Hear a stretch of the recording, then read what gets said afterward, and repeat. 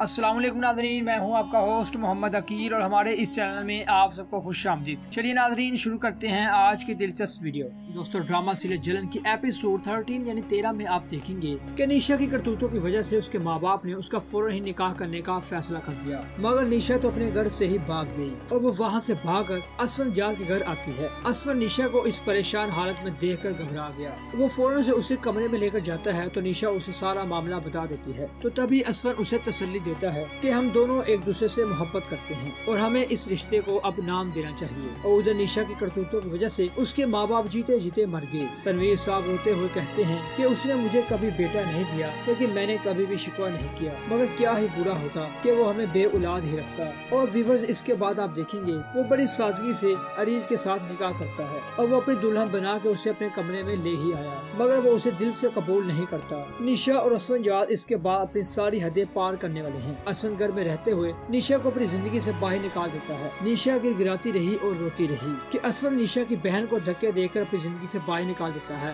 اور اسفن اس طرح نیشا کو اپنی زندگی میں نیشا کو اپنے ساتھ لے جاتا ہے۔ دونوں ماں باپ اپنی بیٹیوں کے ساتھ یہ سلوک ہوتے ہوئے اپنی آنکھوں سے دیکھ رہے تھے، اور وہ یہ دیکھ کر ہکے بکے رہ گئے، اور اس سب کا ذمہ دار کوئی اور نہیں، ان کی اپنی بیٹی ہی تھی۔ نیشا کا مقصد تو صرف اسفن اور اسفن کے ساتھ اس کی دولت کو حاصل کرنا تھا، جس کی خاطر وہ بے حسی کی انتہا کر گئی۔ اللہ کسی کو ایسی بہن، بیوی اور بہو نہ دے۔ اور ویورز، اس کے متعلق آپ کیا رائے رکھتے ہیں؟ ہمیں اپنی قیمتی رائے سے ضرور آگاہ کیجیے گا۔ تو ویورز، یہیں تک آج کی تھی ہماری ویڈیو۔ ہم امید کرتے ہیں کہ آپ کو یہ آج کی ویڈیو کافی پسند آئی ہوگی۔ ویڈیو پسند آنے کی صورت میں ہمارے چینل کو سبسکرائب، لائک اور شیئر کر لیجیے۔ دوبارہ جلد حاضر ہوں گے ایک اچھی نئی ویڈیو کے ساتھ۔ اپنا خیال رکھیے گا۔ اللہ حافظ۔